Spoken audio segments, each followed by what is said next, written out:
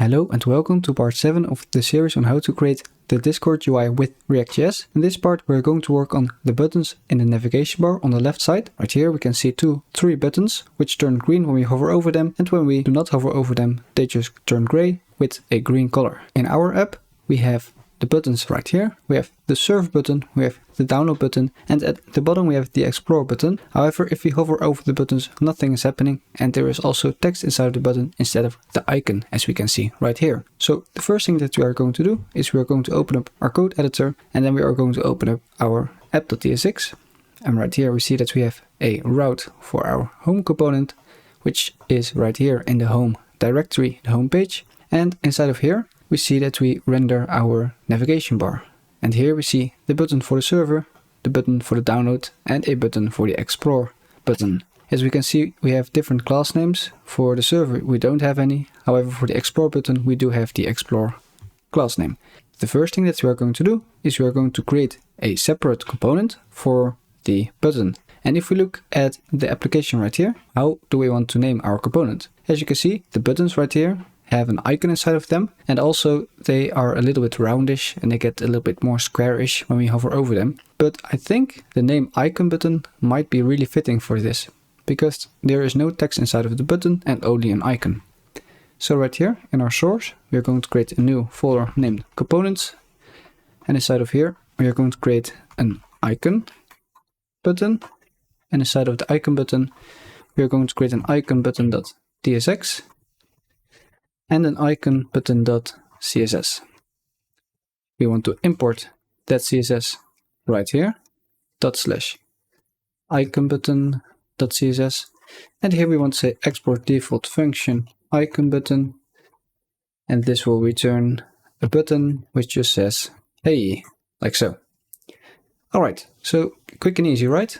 Well, if we now go to our home.tsx and we press enter right here, and we look at this line right here, we can see that if we type in icon button and press enter, it automatically imported the icon button. So if we now close it off and then scroll to the top of the page, we can see that it has imported the icon button from our component. Let's save it up, and now if we refresh the page, then we can see that we get a compiler error because it cannot resolve /icon button.css. If we go to here, we see that we made a typo. It is icon button, not icon buttons. Let's refresh the page again, and as you can see, the buttons are now rendering, and we also get one button which says hey. Great. Well, we don't want to have hey inside of here. Instead of that, we want to display an icon. Let's see what the first icon is that we want to display. It will be a plus icon. In order to get the plus icon, what we are going to do is we are going to look for Material UI icons, and then right here we're going to go to the material.com website, and right here we can search for icons. Here we are going to search for plus, and we get an icon which is similar, which is named add. If we then go expect element or inspect element, and then down here we see an SVG, we can then copy the SVG by outer HTML, and now if we paste it, we see that we get the SVG with the path. Great. Alright, so what does this mean? This icon, we have an SVG, we have a path. How does this work? Well, right here, as you can see, this is basically just HTML. It is an SVG element which has a path, and this is just raw HTML which you can render.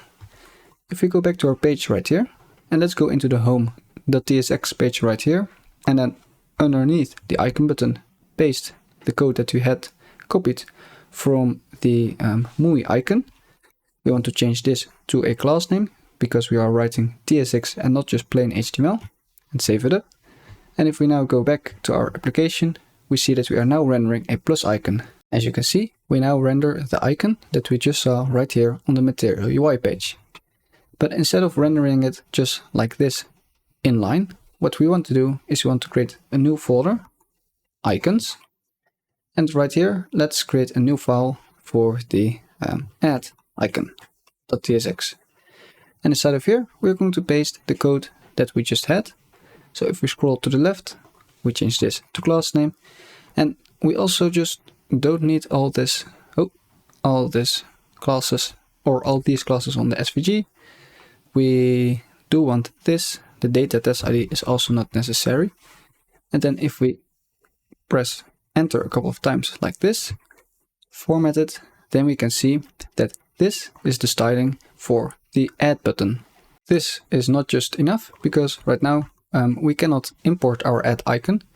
In order to do that, we want to say export default function add icon, and then inside of this we want to return our SVG.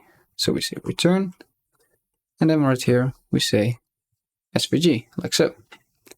And now if we save it up like so, and then we want to add some parentheses to here as well, since it's spanning over multiple lines, so we know for sure that it's correctly rendering.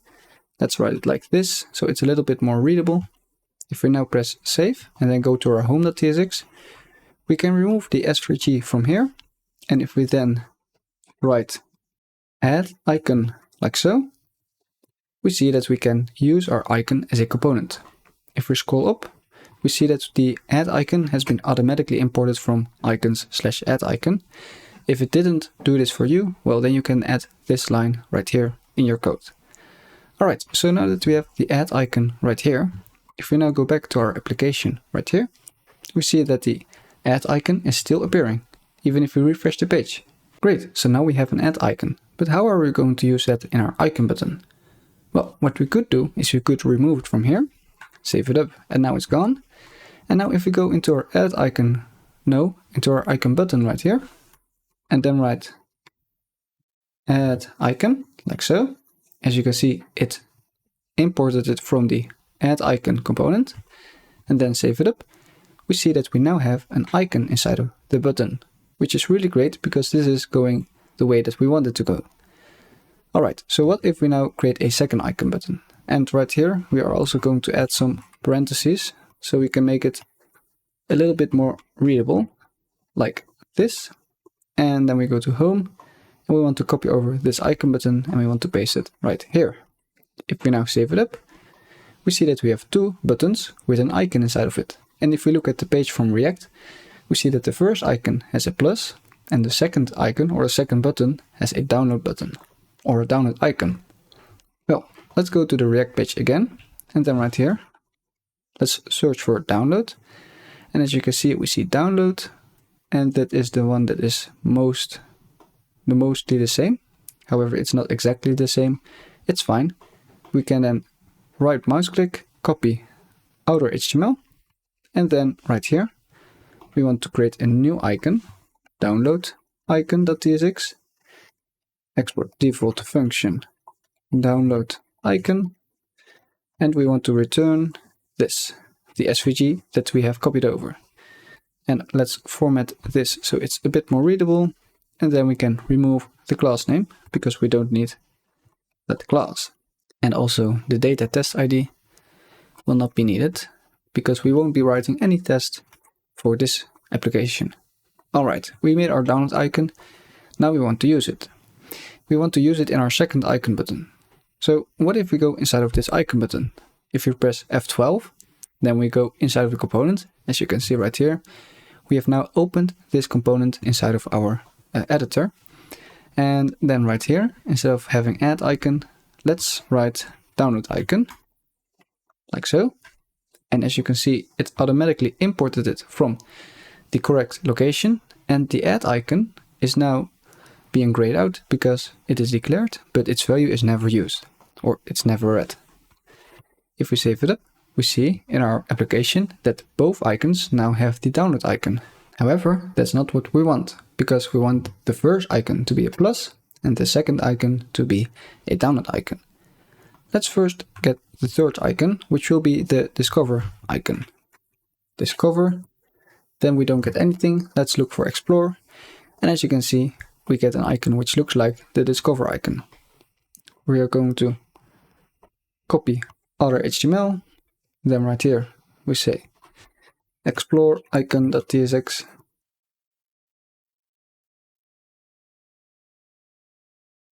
and then right here we want to return this, and we want to remove the class name from here, and then also the data test ID, like so. And now we want to wrap this in a new line as well, like so. And then in our, let's see, in our home.tsx, let's just render this icon, explore icon, and it automatically imported it at the top.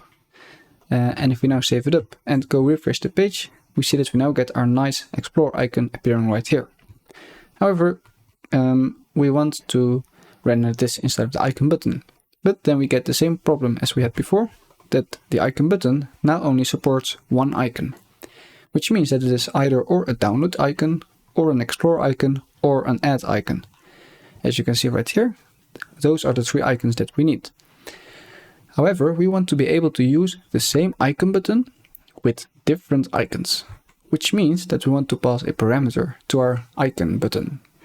Right here, we want to say interface icon button props, and this interface of icon button props will receive an icon, and this icon parameter will be a React element.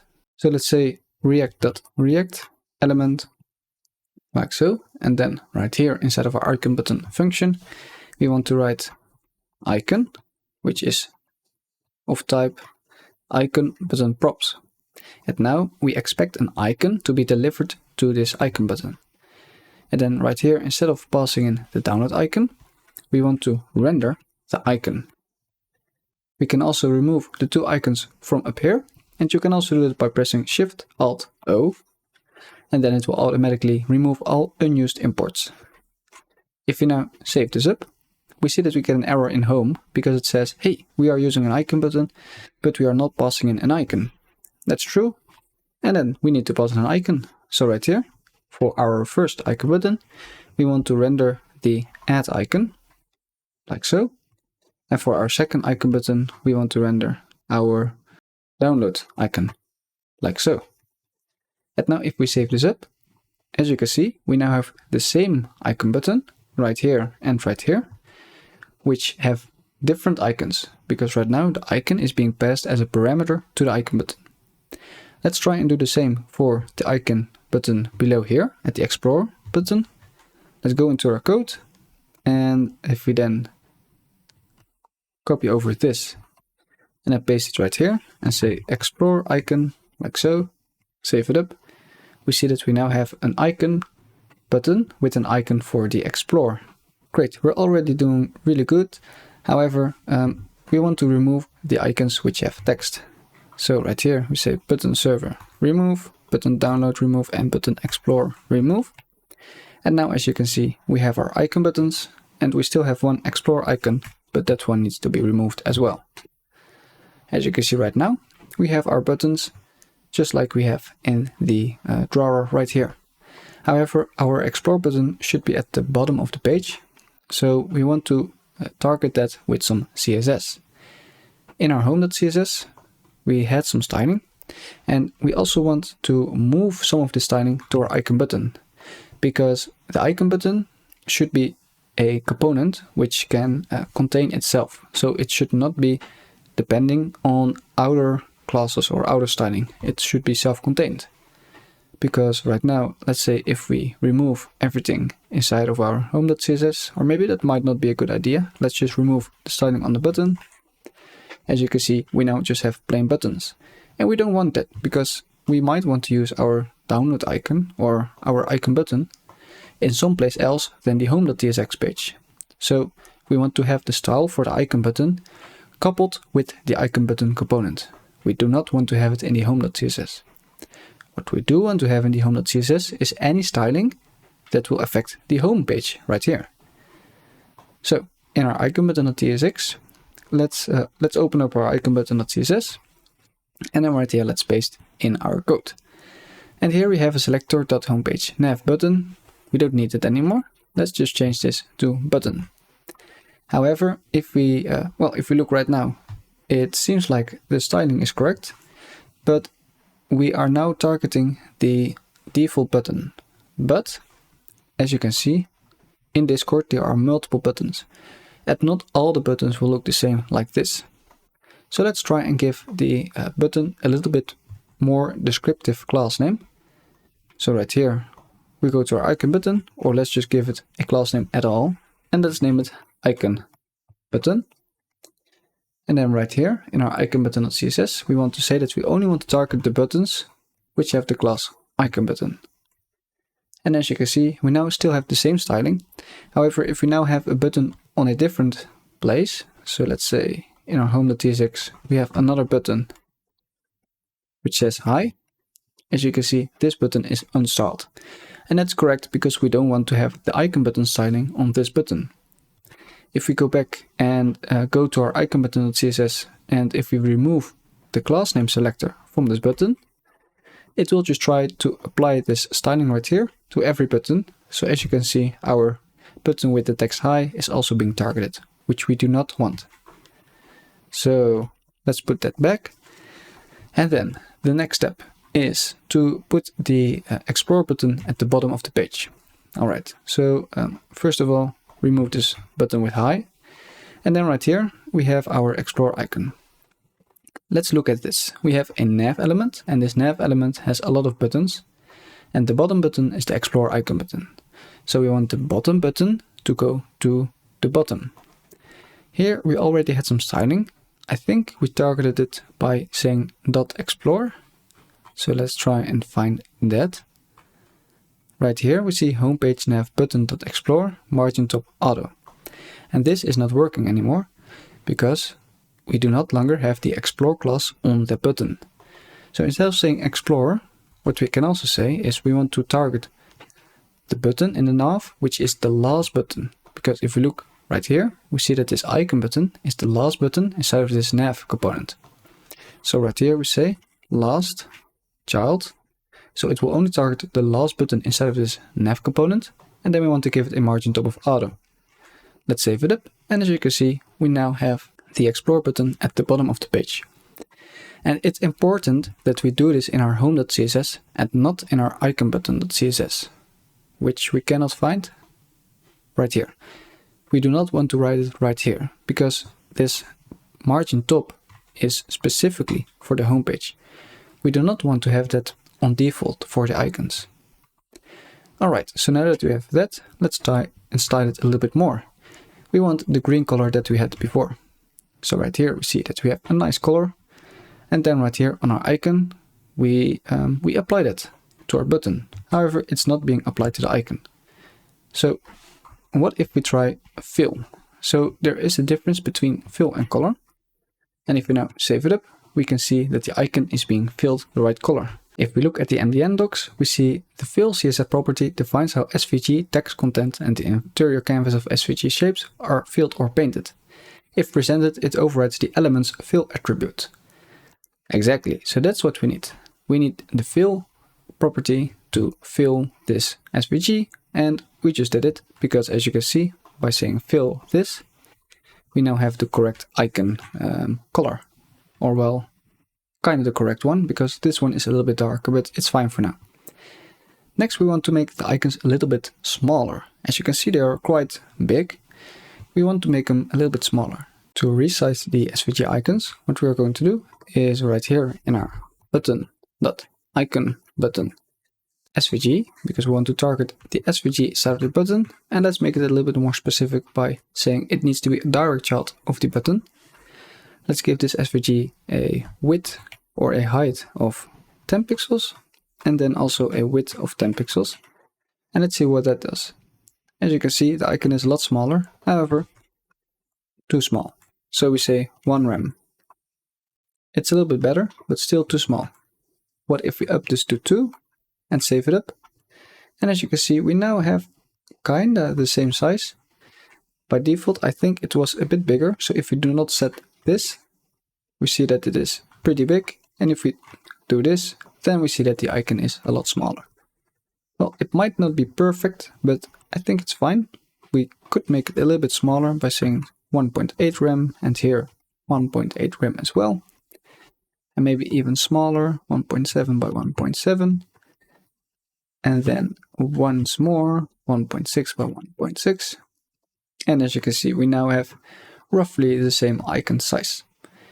Great, so it automatically did this for all the icon buttons. So as you can see, the add, the download, and the explore icon button are all having a smaller icon. So now that you have that, what we want to do is we want to change the icon when we hover over it. Because if we hover over it, we don't want the icon to be round, or the icon button. So right here, we want to style the button when it's hovered. So we say button.icon button hover. And then we want to say, let's give it a border radius, not 50%, but 25%. And let's see how that looks. If you now hover over the button, we see that it already looks the same, I guess, as we had before. Maybe a little bit more round, so something like 30%, like so. And I think that's fine. All right, so that's one.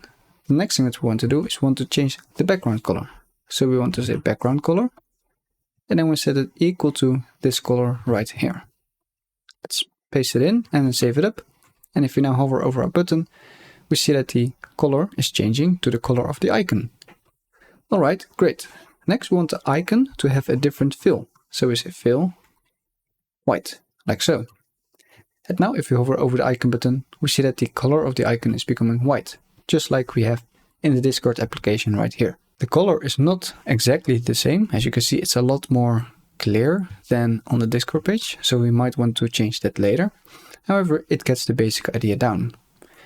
We can also write this in a different way, because right now we are writing a lot of words for just adding a hover to basically the same rule as we have up here.